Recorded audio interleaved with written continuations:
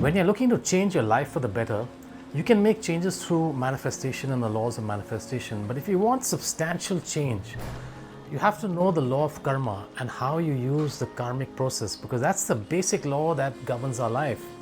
And the secret of karma, how it works and how to drop your karma, is given by Patanjali in his book, the Yoga Sutras. And that's what we're going to look at today, the basics of karma and how you can drop your karma. Now, this is the third video in a three-part video series on the Yoga Sutras. The first video was on ending your suffering. The second video was on ending your anger. And this video is on ending your karma.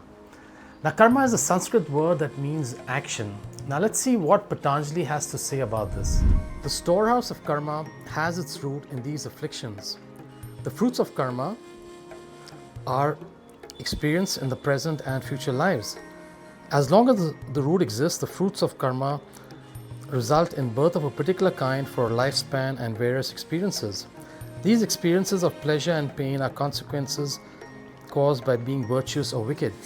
And he goes on to say in the fourth chapter that therefore the consequences of past actions stored as impressions will manifest only at a suitable time. Now, what he's basically saying is that our actions have consequences, and these consequences are stored as an impression in our memory, in our consciousness, and we will experience the consequences of our actions sometime in the future. It could be in this lifetime or it could be in a future lifetime, whenever they manifest at a suitable time.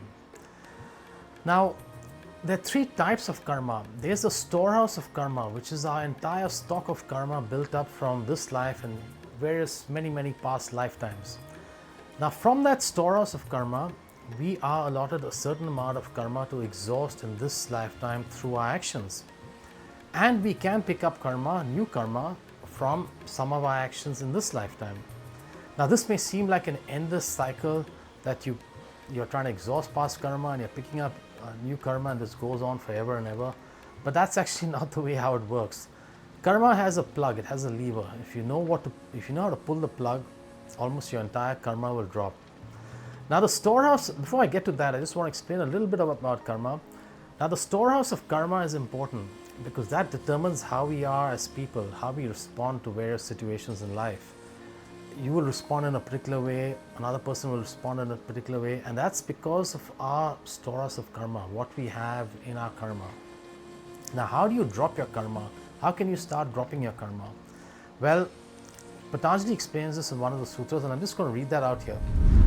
The impressions are held together and sustained through the interconnectedness between the motive for an action and its consequence. On their disappearance, the impressions also disappear. Now, what Patanjali is saying is that not all actions pick up karma. It's not the action itself that picks up karma. It's the motive behind the action. It's the intention behind the action. If your intention is pure, if your intention is there for the good of others, or if you're doing your duty, then your actions will not pick up karma. Your actions will in fact drop karma very rapidly. And so the intention behind your action is what's most important. Now, you'll understand why Lord Krishna made that famous statement in the Bhagavad Gita in the second chapter. It was in verse 47 and 48, and I'm going to put this up for you here, where he says, "You're entitled to your work not at any time to its rewards. Do not let the rewards be the motive for your action, and neither be attached to inaction. Give up selfish motives while performing actions, O Arjuna."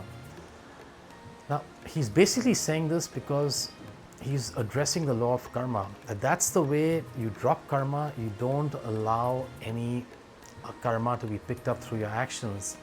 By doing your duty, by working for the benefit of others and not acting selfishly. That's the key here, that if your motive is pure, your life changes completely for the better. Now, Patanjali gives two methods whereby you can do this. And the first is through service. He uses a word called Ishwar Pranidhana. Ishvara means God and Pranidhana means service. And it's basically through service, or through service to God, or through service through life, where you can drop your karma and you can lead a beautiful life. Now, service doesn't mean you become a social worker. You can also, of course, do that. But service is the attitude that you bring to your work. Are you working only for making money? Are you working here also to serve others? And you'll find the companies that succeed, or the people who succeed the most in their work, are the ones who are very focused on serving their customers. It's not just about money, it's also about achieving excellence, it's about helping others through their work. So whether you're a doctor or a lawyer or a businessman or a manager or in the service industry, you can always serve people through your work. It's just the attitude that you bring to your work. Now, the second way you can drop karma is through awareness. That if you work with awareness, your actions will not pick up any karma. And he makes a statement which I'm going to put up here, where Patanjali says that those minds born of meditation have no stock of karma. So when you act when you're aware and you're aware to the present moment, you're living in the present moment, your actions don't pick up karma, they in fact drop karma. And Patanjali says in the very first chapter that when your awareness reaches a certain level, then your entire stock of karma is destroyed. This is when you reach the level of samadhi, when your mind is very still. Now, when you follow either of these methods, either through service or through a heightened level of awareness, you'll find your life changes completely. There'll be less friction in your life. Instead of life opposing you, you'll find life helping you in many ways. Instead of working really hard for things, you'll find things coming to you more easily. And that's because you're there to serve, and that's because you're acting from a level of awareness. You're not acting just through your mind, and your mind and your ego is what creates a lot of friction and trouble for you. But when you act through awareness, you're acting from a higher level of intelligence. And of course, whenever you're doing any spiritual practice, when you're chanting a mantra or you're meditating on some form, you're doing all that to raise your level of awareness. And these are two methods, and of course there are many other methods that you can use for dropping your karma and for completely changing your life for the better. Thank you for watching.